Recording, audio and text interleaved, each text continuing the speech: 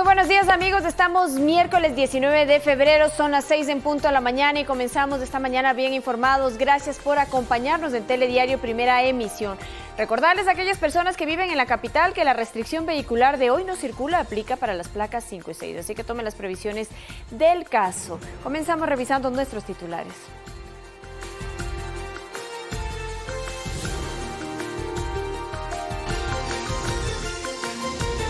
El ministro de la Producción y Comercio Exterior dijo que hay la voluntad política para negociar un acuerdo comercial con Estados Unidos. Una delegación de alto nivel llegará al país el 15 de abril de este año. La transferencia de tecnología y la formación de 500 policías con la cooperación de Estados Unidos se cumplirá en 2 semanas con expertos de Norteamérica, anunció la ministra de Gobierno. El presidente de Guatemala informó que el líder de la CONAIE, Jaime Vargas, fue expulsado por hacer trabajos políticos y no poseer documentos migratorios. El número de muertos en China por la epidemia del coronavirus subió a 2.000. Entre los fallecidos está el director de un hospital de la ciudad de Wuhan. Equipos de audio y amplificación para la producción artística fueron entregados por el Gobierno Nacional a los 24 núcleos de la Casa de la Cultura Ecuatoriana.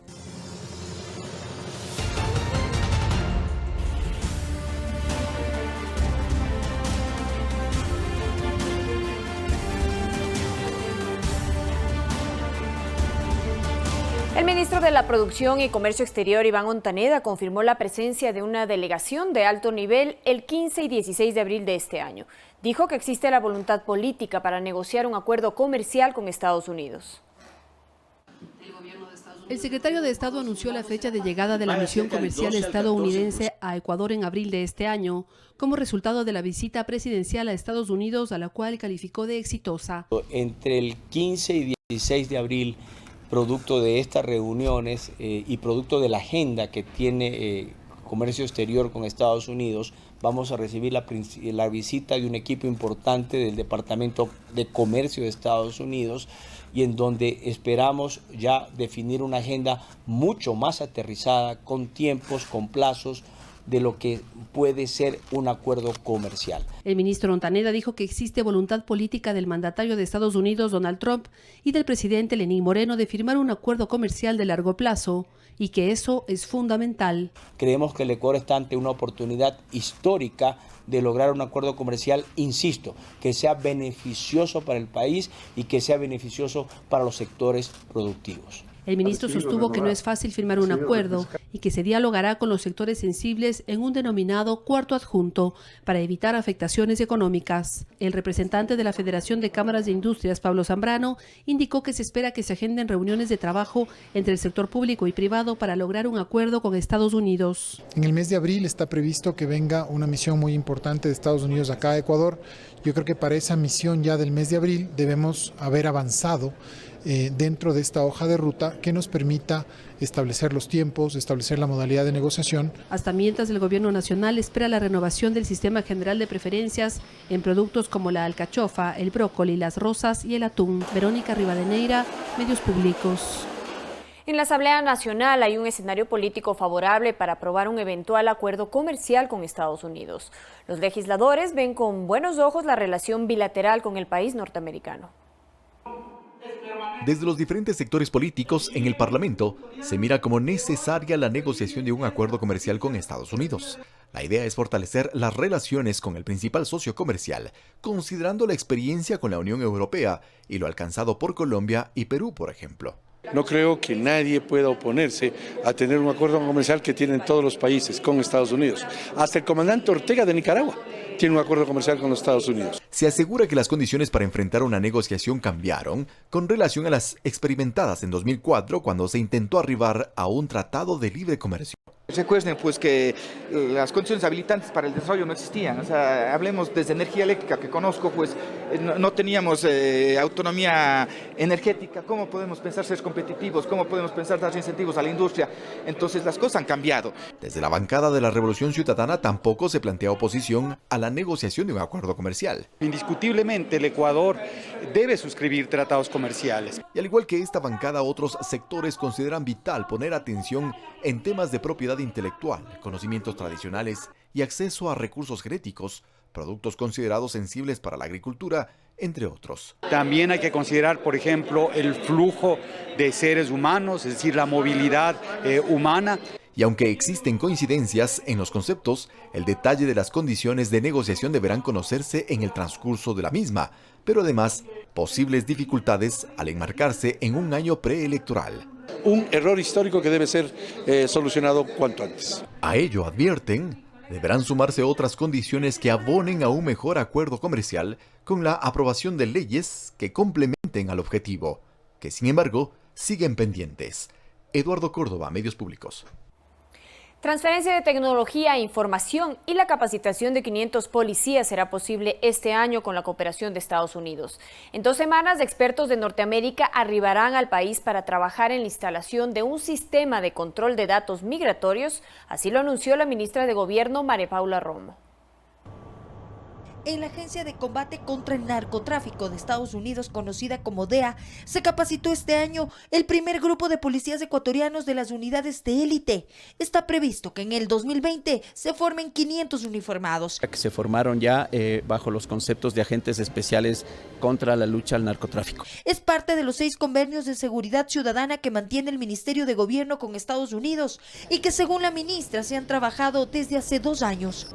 Uno de los principales compromisos es la dotación de tecnología y la transferencia de información. En 2 semanas, según Romo, arribará un equipo de expertos para trabajar en una plataforma digital para el manejo de datos migratorios. Implementar este sistema que se llama ATS Global, esto no necesita un lugar físico de instalarse, sino los mecanismos para que la policía del Ecuador reciba la información. Y todas estas herramientas son manejadas por policías ecuatorianos. El apoyo implica, además, la entrega de informes de las personas que han sido sentenciadas por delitos de abuso sexual contra menores, lo que podría constituir una causal para inadmisión, por ejemplo. El calendario de tareas también contempla la instalación de un centro de comando, control, cómputo, comunicaciones y contacto ciudadano conocido como C5 para controlar las amenazas al Estado como la corrupción y el crimen organizado y otros delitos como la minería ilegal y el tráfico ilícito de armas. A concentrar información para intercambiar de inteligencia y operativa. Justamente articular inclusive comunicacionalmente con información de otros países y poder tener las alertas necesarias y hacer anticipación. Otro de los puntos de trabajo es la frontera entre Ecuador y Colombia, donde ya opera el avión P3 en operaciones de exploración aeromarítima. De infraestructura de seguridad, lo que esperamos nosotros de manera ideal es desarrollar infraestructura de seguridad en la frontera norte, por ejemplo, en la zona de Mataje. Asimismo, explicó que se creará una unidad especializada en la lucha contra el lavado de activos y la corrupción. Valeria Villarroel, Medios Públicos.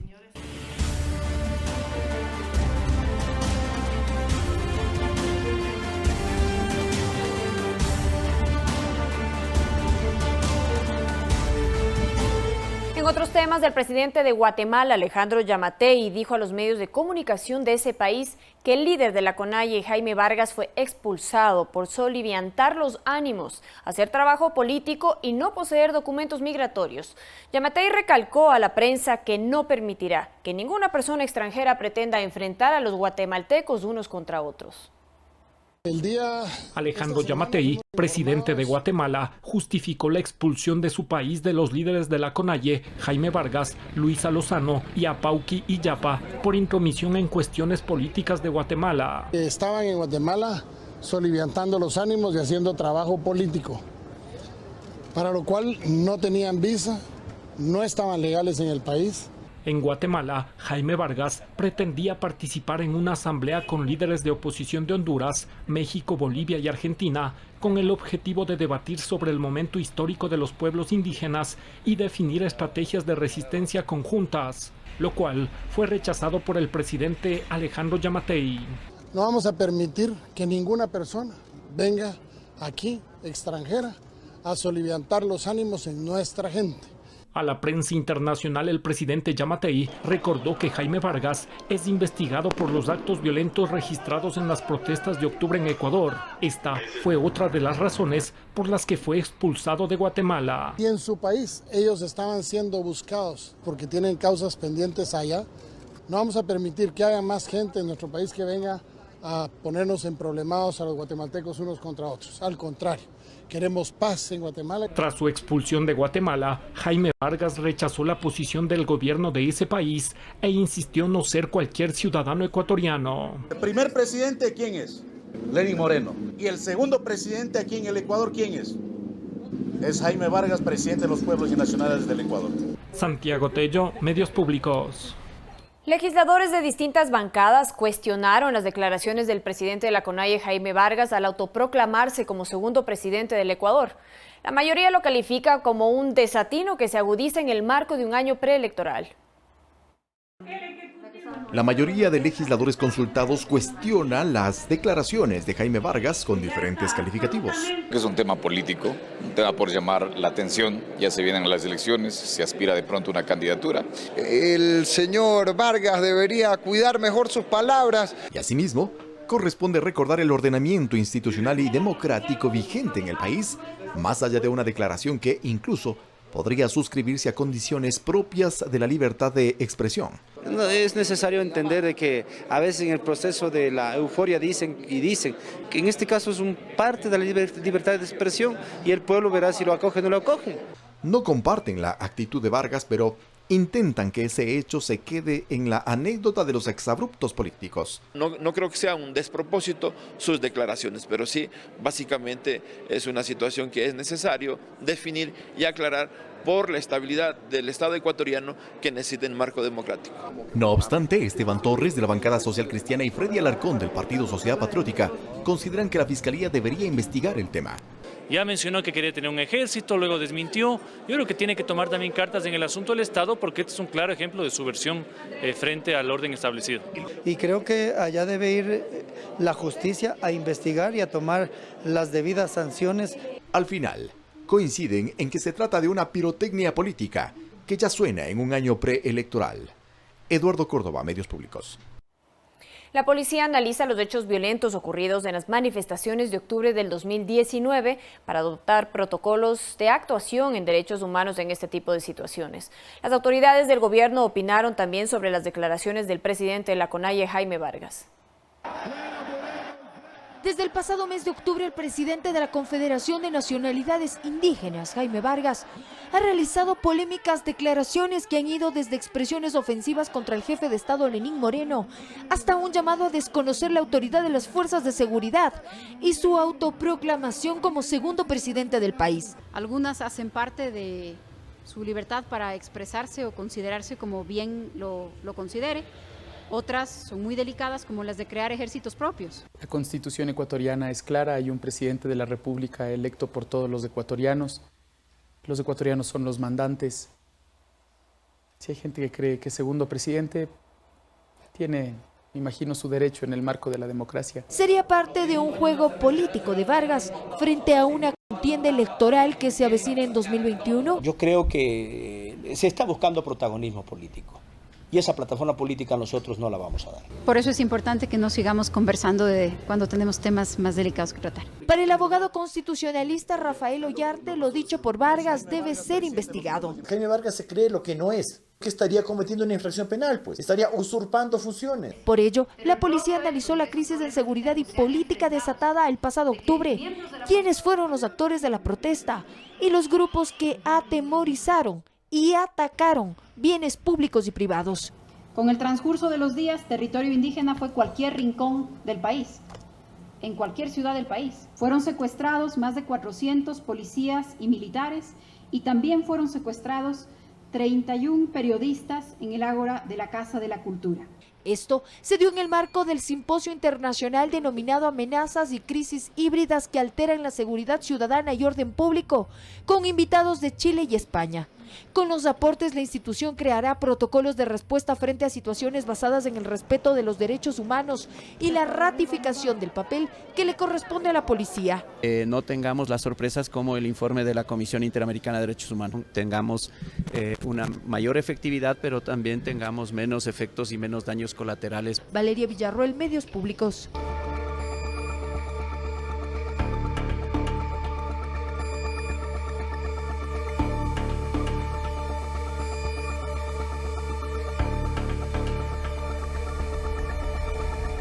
5 estudiantes ecuatorianos radicados en la ciudad de China de Wuhan, epicentro de la epidemia del coronavirus, serán evacuados este miércoles a Ucrania, en donde cumplirán una cuarentena antes de retornar a Ecuador. En un vuelo especial de asistencia humanitaria serán evacuados hacia Ucrania este miércoles 5 de los 8 estudiantes ecuatorianos que radican en Wuhan, China, donde se originó la enfermedad respiratoria conocida como coronavirus. Ese es un vuelo especial que tiene una serie de preparativos y equipamientos y personal que va a atender a los viajeros. Organizar un vuelo de estos es muy complejo, muy pocos países han logrado hacerlo. Ecuador, China y Ucrania coordinan la salida de los estudiantes, salvaguardando su salud e integridad bajo los parámetros y protocolos establecidos por la Organización Mundial de la Salud. Al llegar a Ucrania, los estudiantes deberán hacer una cuarentena que corresponde a protocolos internacionales y también de Ucrania. La Embajada de Ecuador en Austria, que atiende las relaciones entre Ecuador y Ucrania, dará seguimiento a la situación de los compatriotas durante la cuarentena. Los estudiantes ecuatorianos, ellos han dado su asentimiento para el traslado, ellos han dado también su asentimiento para una serie de pruebas. La Cancillería ecuatoriana, a través de la Embajada de Ecuador en China, mantiene contacto permanente con los cerca de 1.500 compatriotas que radican en el país asiático. Hasta el momento no se reportan casos de ecuatorianos con contagio de coronavirus. Profesionales de psicología, del Ministerio de Salud Pública, que están apoyando a los chicos. El consulado en Shanghái se ha encargado de mantenernos muy bien informados de la situación. He abierto una línea para que a las 24 horas los ecuatorianos se puedan comunicar con el consulado en caso de alguna emergencia. Igual, una línea directa desde Ecuador hacia China para que los familiares nos llamen a cualquier hora, a cualquier momento. Santiago Tello, Medios Públicos. Los procesos sanitarios que se cumplen en los puertos de China para el traslado o desembarque de los contenedores que llegan desde diversas partes del mundo generan retrasos. Las exportaciones desde Ecuador aún no se ven afectadas, pero la situación se agrava. Las pérdidas se pueden detectar en los próximos 2 meses. Para que un barco carguero pueda ingresar y salir de China, el capitán debe presentar con 24 horas de anticipación su declaración marítima de sanidad ante el médico portuario. El riesgo para este barco o para cualquiera que realice un trayecto así es nulo. Desde su puerto de partida en China hasta acá necesita 2 o 3 e incluso 4 o 5 semanas, ya que primero pasan por otros puertos. Es decir, que el periodo de incubación desde el contacto con el virus hasta un posible brote de la enfermedad ya ha sido superado con creces. El tiempo de viaje podría tomar hasta 4 semanas, por lo que ellos consideran que no existe riesgo de que los productos lleguen a otros países contaminados. Sin embargo, es importante tomar medidas de seguridad. Las medidas de higiene en los barcos se han elevado considerablemente, superando un estándar ya de por sí alto. Tramitología que causa retrasos en la distribución de la carga y que, de no solucionarse, podría hacer tambalear el comercio en China. Hay zonas en las que no es posible trasladar los contenedores desde los puertos chinos hasta el interior, donde están las fábricas, para así descargar las mercancías. Y esto satura otros puertos, como el de Busan en Corea. Afectaciones que sacuden a los mercados globales y que para Ecuador no serían la excepción. Así lo ratifica el ingeniero Eduardo Egas, presidente ejecutivo de Corpey. Es posible que en los próximos meses alguna baja sensible se dé en la cantidad que exportamos o en los precios que nos pagan por nuestro producto. He hablado yo con los exportadores, principalmente camaroneros, y si bien ellos están preocupados como todos, por otro lado prevén que esto no va a ser muy largo. Mariuxi Buenaño, Medios Públicos. El número de muertos en China continental por la epidemia del coronavirus subió a 2.000 personas. Entre los fallecidos está el director del hospital de la ciudad de Wuhan, epicentro de la neumonía viral. aumentó la cifra de fallecidos por el coronavirus. Según los últimos datos, el número de víctimas supera ya los 2.000, mientras que son más de 75.000 los casos de contagiados por este virus. Además, según informaron medios estatales de China, el director del hospital de una ciudad de Wuhan murió víctima de la epidemia COVID-19. Liu Ximin falleció después de que fracasaran todos los esfuerzos por salvarlo. Mientras que en Tailandia, las entradas casi vacías en el Palacio Real de Bangkok muestran el brusco descenso de la llegada de viajeros debido a la epidemia, lo que supone pérdidas este año de $8.000 millones.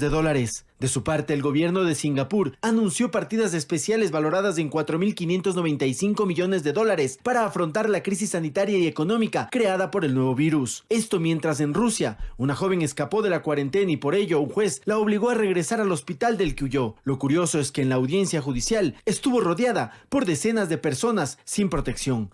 Paco Urbina, Medios Públicos. China, el mayor fabricante mundial de mascarillas o cubrebocas ante la alerta sanitaria por el coronavirus, suspendió sus exportaciones. En Ecuador, estos insumos que son importados desde el país asiático registran un desabastecimiento en el mercado. John Ruilova es gerente general de una de las más grandes distribuidoras de insumos médicos y químicos a nivel nacional. Sus mascarillas son importadas desde China y las distribuye al por mayor en clínicas, hospitales y a través de sus locales con venta directa al público, incluso a los residentes chinos en Ecuador, que ante la escasez han tenido que comprar y enviar a sus familiares en China. He venido a comprar 50.000, 100.000, 200.000. El día lunes el otro lunes anterior me llamó una persona que quería 5 millones.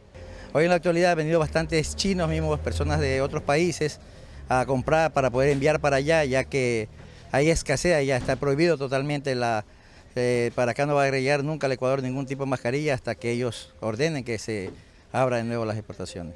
Una demanda que ha obligado a esta distribuidora a racionar sus ventas. La gente está comprando, yo le digo, para enviar a la China, entonces estamos aquí bastante escasos. Tanto así que hemos tratado de ir vendiendo menos cantidad de los clientes porque no podemos quedar que un cliente venga y se quede sin su mascarilla porque necesita, si alguien está en hospital, necesita zapatones, mascarilla, guantes, gorro. Las mascarillas evitan la diseminación de microorganismos normalmente presentes en la boca, nariz o garganta. Tanto orejeras o de copa, cada uno tiene su calidad y su concentración de que son un poco más como grado de carbón que tiene para poder purificar. China es el mayor fabricante del mundo de este insumo. Su uso no solo es por la moda del coronavirus, también son parte de su cultura ante una influenza o acné. El chino no te saluda así nomás, no te abraza, no te besa, por eso mismo, por los virus, bacterias, hongos, parásitos. Entonces, pero normal, la gente apenas tiene gripe, su mascarilla. Apenas tiene tos, mascarilla, apenas tiene espinillas, mascarilla, pero que como medida de seguridad. Si tú salías sin mascarilla, pues rapidito, como todo es cámara, te iban a llevar a hacerte chequeos médicos. Mariuxi Buenaño, Medios Públicos. Momento de una pausa en Telediario. Al regresar tendremos las noticias en el ámbito judicial de nuestro país. No se pierda los detalles. También lo invitamos a que siga con nosotros a través de nuestros canales digitales. Nos encuentran en Facebook como Telediario-S, también con nuestra cuenta de Twitter Telediario S y por supuesto www.ecuadortv.c. Regresamos enseguida con más información.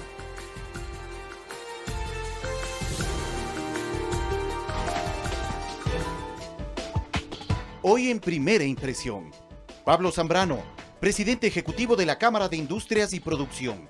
Conversaremos sobre la visita a Estados Unidos por parte de las autoridades del país y el escenario para un acuerdo comercial. Juan Zapata, director general del ECU 911. Conoceremos sobre los operativos de control que se desplegarán durante el feriado de Carnaval. Y Patricio Zamora, subsecretario de Patrimonio Cultural, con quien conversaremos sobre la oferta turístico-cultural para estos próximos días de descanso. Primera Impresión, con Fabricio Ceballos.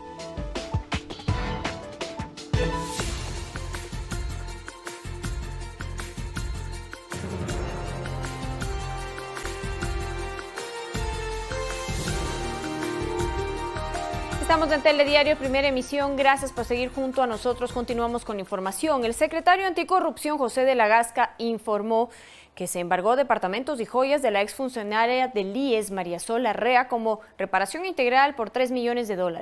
Además, anunció que continúa el proceso para integrar una comisión de expertos internacionales de lucha contra la corrupción.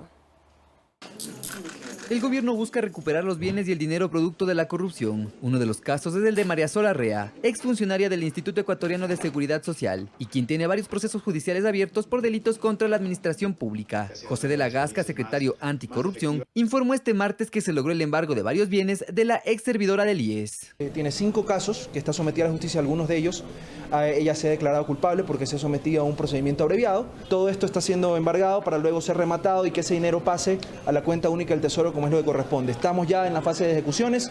Por este caso se estableció una reparación integral por $3,6 millones. Otro de los esfuerzos para luchar contra estos delitos fue la creación de una comisión de expertos internacionales. De la Gasca manifestó que esta mesa se encuentra en una segunda fase, en la que se establecerá el marco regulatorio para su funcionamiento. Las vías jurídicas internacionales, estableciéndolas para que esta comisión pueda gozar de una independencia. En algunos casos se piensa que la comisión va a ser quien va a llevar a la justicia algunas mafias, etcétera, etcétera. Y ese no es el trabajo de la comisión. Estas declaraciones las realizó en el marco de la apertura de la Mesa Redonda de las Naciones Unidas contra la corrupción en América Latina. En este espacio, que se extenderá hasta el jueves, se revisarán los avances en la implementación de la convención y se receptarán nuevas propuestas de la sociedad civil para combatir este mal. Tema de prevención de conflictos de interés, protección de denunciantes de actos de corrupción, reformas legales para sancionar de la manera correcta. Hay que empezar obviamente con la prevención, y es justamente donde la sociedad civil puede jugar uno de sus roles primordiales. Sobre los acuerdos alcanzados entre Ecuador y Estados Unidos para la creación de una unidad especial para la lucha contra la corrupción y el lavado de activos, José de la Gasca aseguró que también presentarán aportes. Porque queremos lanzar iniciativas para la recuperación directa de activos con los Estados Unidos. Ronito Apanta, Medios Públicos. En medio de incidentes y tensiones se desarrolló el 5º día de audiencia del juicio del caso Sobornos 2012-2016.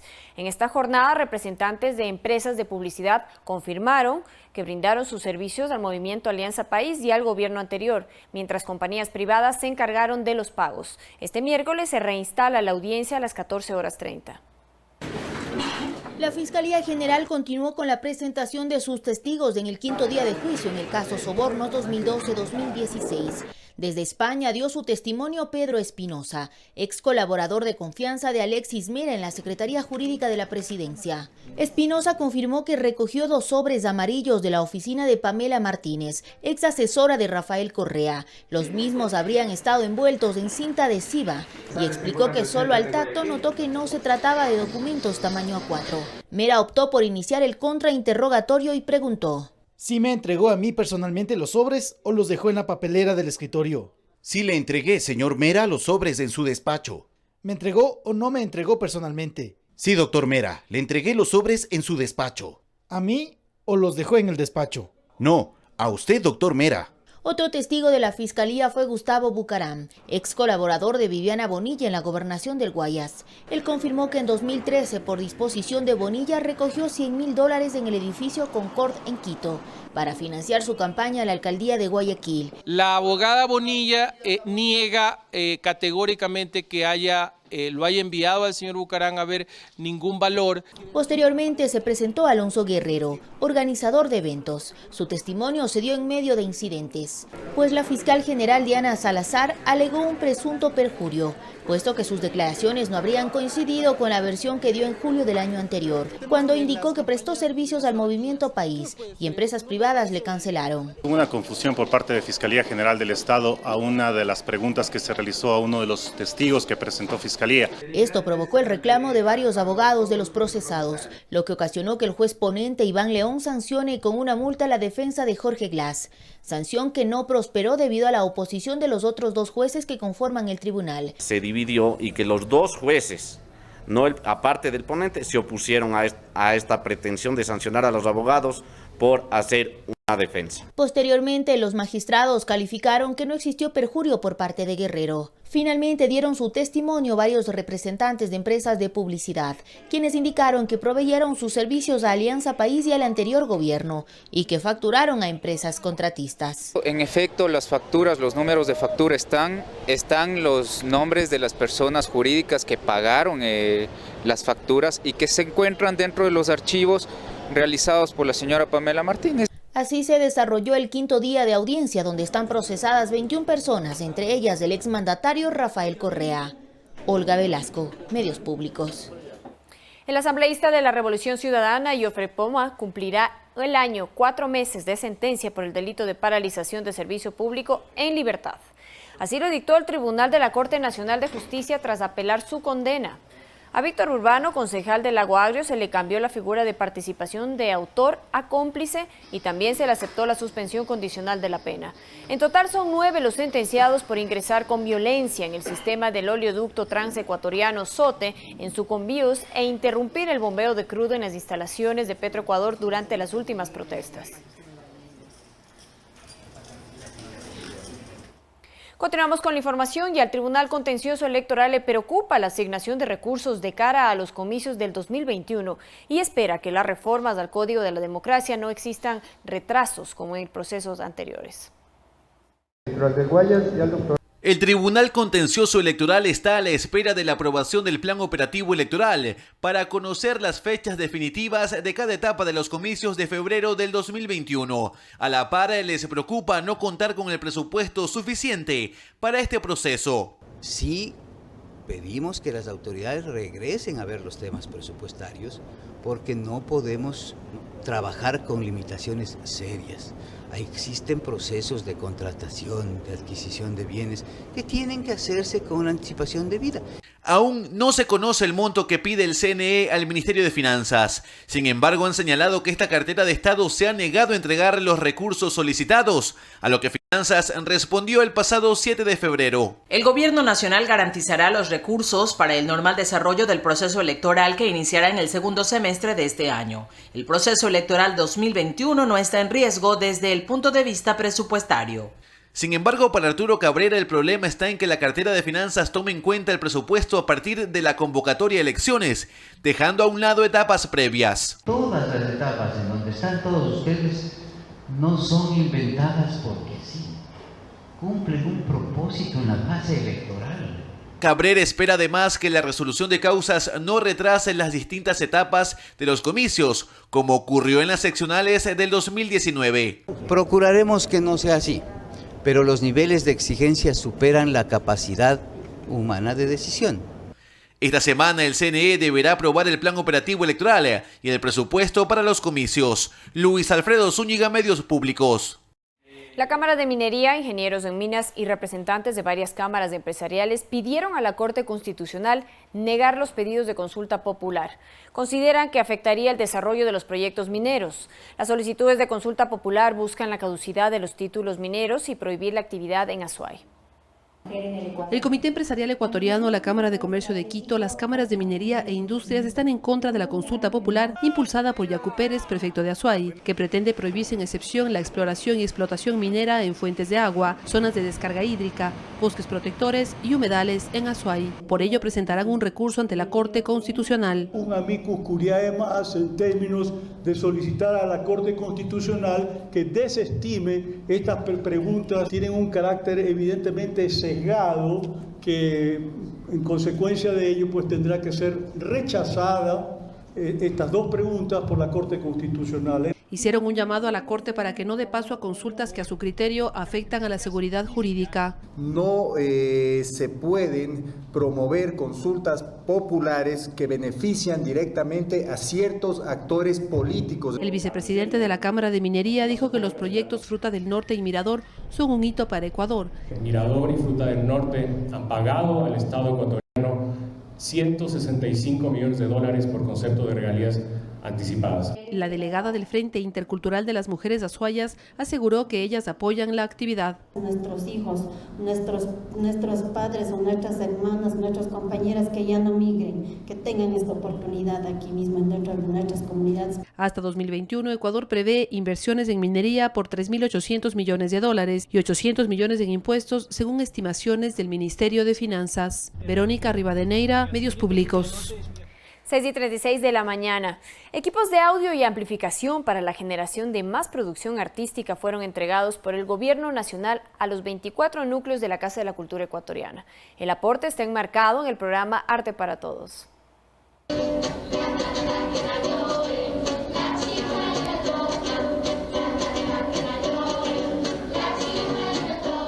son el mejor ejemplo de cómo la inversión en el arte genera resultados. Estas niñas de Santo Domingo de los Áchiras se han preparado en la Casa de la Cultura de su provincia. Con la inclusión prioritaria de los sectores vulnerables, es nuestro campo de acción. Los 24 núcleos de la Casa de la Cultura recibieron equipos de insumos tecnológicos que les permitirán una mayor circulación de productos de artes plásticas y audiovisuales. Pero nosotros este año ya duplicaremos, ¿verdad?, el presupuesto para poder tener más y más gestores culturales. Y que abre sus horizontes a ese gran laboratorio cultural permanente que es la vida cotidiana de los pueblos. Sin embargo, que esto será tan solo una parte del respaldo gubernamental a la cultura, a través del programa Arte para Todos. Poca gente aporta tanto y tan hermoso como lo hacen nuestros queridos artistas. ¿Por qué habrían de mendigar? Esto sumado a decisiones políticas que ya se han tomado, recordó el ministro de Cultura Juan Fernando Velasco. Es el decreto ejecutivo que permite que los artistas y gestores puedan facturar con IVA cero. Ya que solo de esta manera se conseguirán políticas inclusivas a favor de los artistas, con lo cual se logre pagar una deuda histórica. Alex Llanos, Medios Públicos.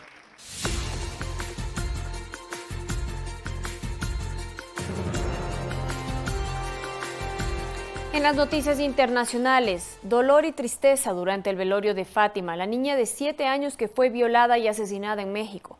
Esto mientras la Fiscalía General de Justicia difundió un retrato hablado de la mujer que se llevó a Fátima Cecilia de la escuela. Entre la indignación y el dolor, familiares, amigos y vecinos despidieron a Fátima en Santiago Tuyehualco, un barrio de la Ciudad de México donde vivía la pequeña. Miedo por los hijos, los nietos. Produce miedo ya no saber en qué momento les vaya a pasar algo, a cualquier gente, ya todos estamos expuestos a todo. Se están ensañando mucho con las mujeres y la verdad no se vale que esté esta violencia aquí en este país.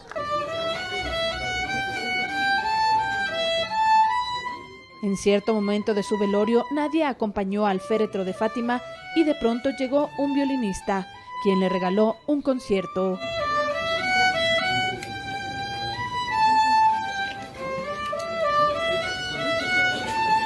El cuerpo de la pequeña que fue golpeado y abusada sexualmente apareció envuelto en plásticos en un terreno baldío. La jefa de gobierno de la Ciudad de México advirtió una cadena de negligencias institucionales, desde el colegio que dejó que la niña se fuera con una mujer desconocida hasta la fiscalía que pidió a la madre que esperara 72 horas para poner la denuncia. De su parte, la Fiscalía General de Justicia difundió el retrato hablado de la mujer que se llevó a Fátima Cecilia de la escuela e informó que hay 5 personas detenidas quienes son investigadas como testigos. La muerte de esta pequeña se convirtió en símbolo del femicidio en México y las protestas se multiplicaron en los últimos días para pedir justicia y medidas drásticas al gobierno de Andrés Manuel López Obrador. Fernanda de la Bastida, Medios Públicos. La guerra en Siria no cesa y los daños que ocasiona a la población son incalculables. En medio de esta situación sobresale la ingeniosa idea de un padre que inventó un juego para que su hija no le tema al sonido permanente de las bombas, disparos y aviones que se escuchan cerca de su vivienda. Por medio del juego Avión o Bomba, un padre de familia en Siria evita que su hija se asuste por las constantes detonaciones que se escuchan desde su casa. La iniciativa de Abdullah, el padre de Salva, se volvió viral en internet por la respuesta de la niña ante el fuerte sonido de las bombas. Al escucharlo, Salva ríe a carcajadas con su padre.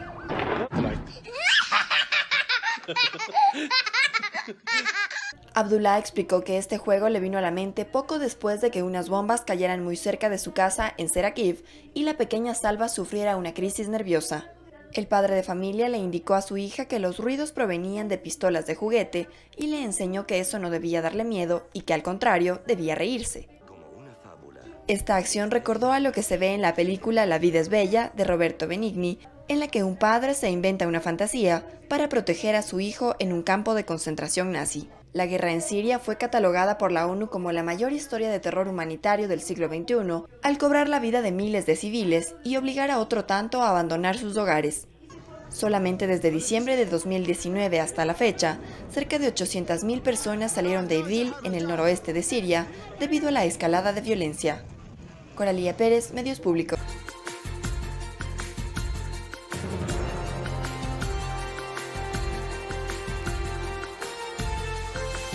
Gracias por acompañarnos. Realizar tareas conjuntas para combatir el dengue es uno de los principales acuerdos entre el municipio de San Borondón y el Ministerio de Salud Pública. Las entidades firmaron 2 convenios de cooperación y apoyo integral a las personas víctimas del consumo de drogas. La propagación de casos de dengue y su aumento histórico en América Latina motiva al gobierno nacional a sumar esfuerzos conjuntamente con los gobiernos autónomos descentralizados. Dentro del marco de cooperación interinstitucional, el Ministerio de Salud firmó 2 convenios con el municipio de San Borondón para crear acciones que permitan disminuir las enfermedades que se propagan durante la etapa invernal con controles vectoriales. En este momento no hay brotes de epidemia realmente. En lo que respecta al dengue, estamos justamente controlados.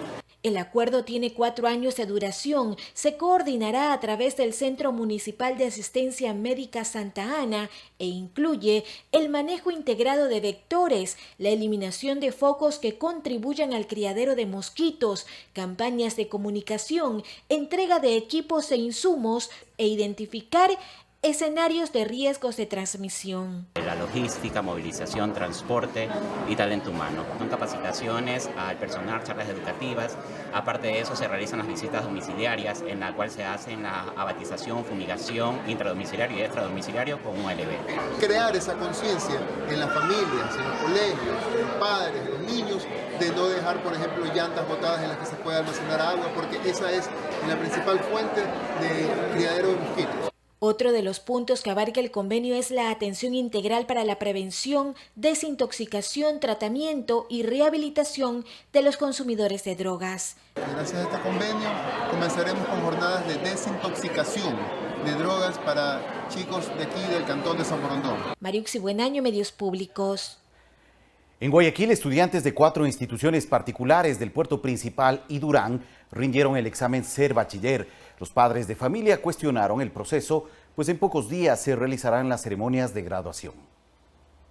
El Colegio Guayaquil fue una de las sedes donde estudiantes de 4 instituciones particulares rindieron la prueba.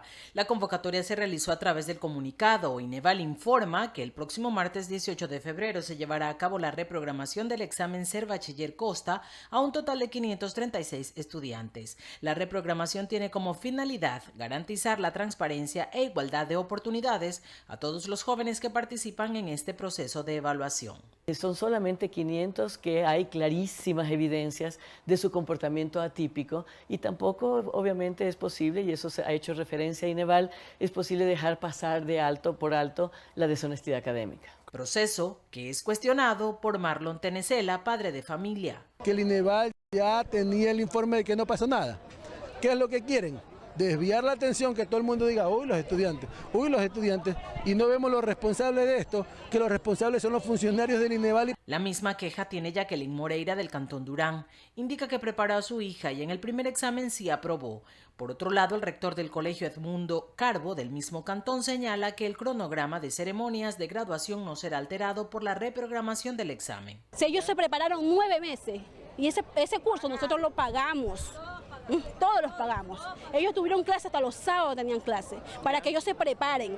Los alumnos que han ganado del tercer año de bachillerato y la programación que ya está definido, nosotros le respetamos y continuamos con aquello.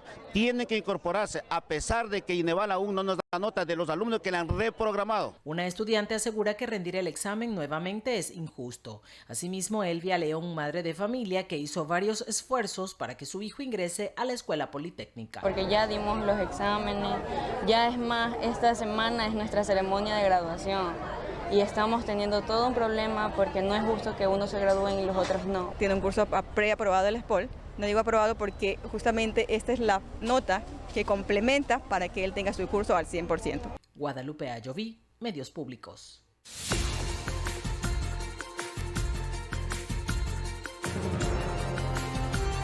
Noticias internacionales, dolor y tristeza durante el velorio de Fátima, la niña de 7 años de edad que fue violada y asesinada en México.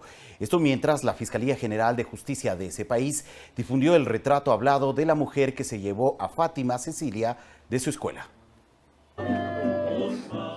Entre la indignación y el dolor, familiares, amigos y vecinos despidieron a Fátima en Santiago Tuyehualco, un barrio de la Ciudad de México donde vivía la pequeña. Miedo por los hijos, los nietos, produce miedo ya no saber en qué momento les vaya a pasar algo. A cualquier gente, ya todos estamos expuestos a todo. Se están ensañando mucho con las mujeres y la verdad no se vale que esté esta violencia aquí en este país.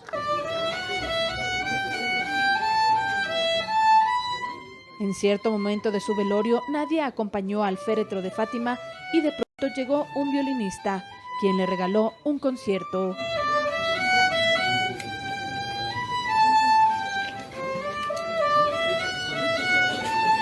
El cuerpo de la pequeña que fue golpeado y abusada sexualmente apareció envuelto en plásticos en un terreno baldío.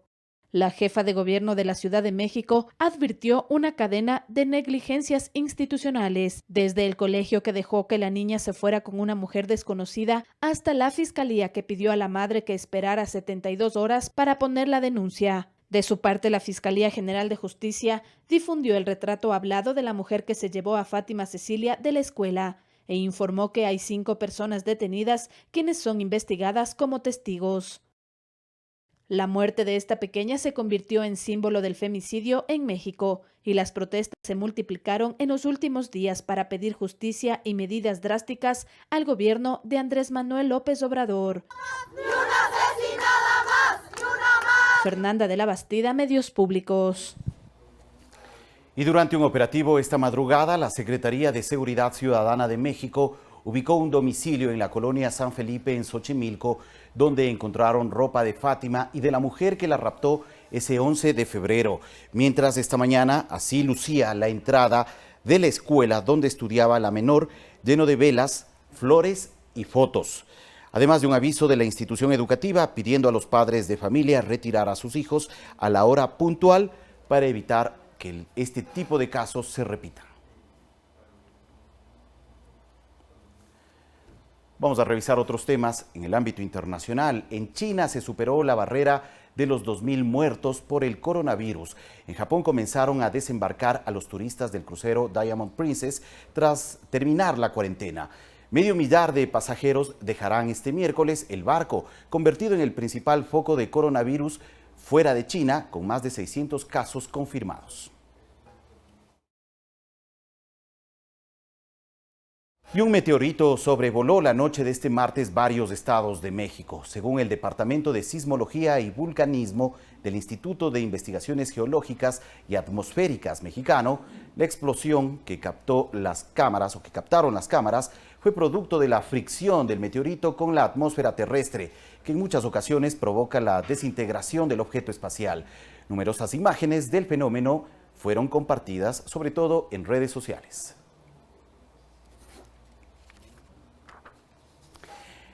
Regresamos a información del país. El borrador del Estatuto Autonómico de Quito, que busca una mayor organización económica y política de la capital, fue presentado por el alcalde Jorge Yunda y su asesor, el urbanista Fernando Carrión. El documento se convierte en la primera constitución de la ciudad. El reglamento plantea temas como la indivisibilidad del distrito metropolitano y un nuevo reordenamiento territorial de la capital, que significa la elección de autoridades en diferentes niveles. Quito contará con un alcalde mayor y varios alcaldes menores que responderán a las necesidades de las poblaciones, indicó Yunda. El burgomaestre señaló que en los próximos días se analizará la posibilidad de que el estatuto forme parte del proceso electoral del año 2021. El estatuto debe ser aprobado por los quiteños mediante una consulta popular después de que la Corte Constitucional analice el texto definitivo. Y presten mucha atención a la siguiente información. La empresa pública municipal de agua potable anunció que 149 barrios del sur de Quito, pertenecientes a 7 parroquias, sufrirán de un corte de agua debido al mantenimiento preventivo de la línea de conducción en el tramo principal, ubicado en la estación reguladora La Mica. El corte de líquido vital se dará este sábado 23 y domingo 24 de febrero. En esos 2 días se reemplazarán 2 válvulas esféricas de 30 pulgadas, las cuales no fueron reemplazadas en los últimos 20 años. Para conocer si su barrio será afectado por este corte del servicio de agua potable, usted puede ingresar a la siguiente página web para información. Preste atención: www.aguaquito.gov.es. Repetimos la dirección de la página web para que usted pueda averiguar si su barrio al sur de Quito no tendrá servicio de agua potable durante este sábado y domingo. Ingresando a la página web www.aguaquito.gov.es.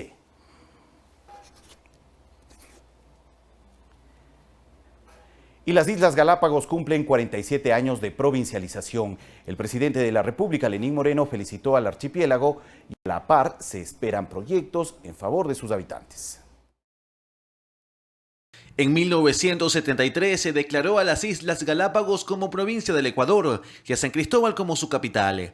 Este martes 18 de febrero se conmemoran 47 años de este hecho. El presidente Lenín Moreno aprovechó para felicitar al archipiélago en redes sociales. Ecuador rinde homenaje a Galápagos por sus 47 años de provincialización. El patrimonio natural de la humanidad está de fiesta. Que viva la calidez de su gente linda. Que vivan las Islas Encantadas.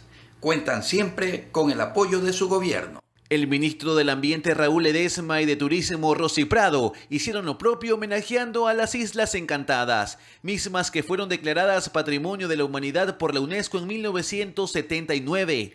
Desde el gobierno se preparan proyectos importantes para el archipiélago. Hasta el mes de junio tendremos firmado el primer proyecto de energía solar a gran escala del país, para la isla de Santa Cruz, en Baltra, pero para la isla de Santa Cruz, evidentemente, que nos va a permitir dejar de transportar cantidades importantes de combustible y brindar energía sostenible. En cuanto a normativa, la Asamblea Nacional prevé reformar la Ley de Régimen Especial de Galápagos.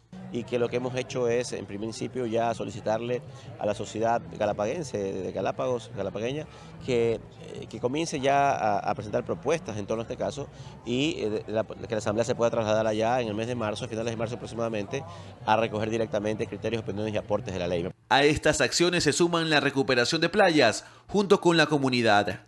Con todo el gobierno nacional y con sobre todo nuestros guardianes de la bahía, que son jóvenes, un proceso de limpieza de playas que empieza justamente ahora con motivo del Feria del Carnaval. Luis Alfredo Zúñiga, Medios Públicos.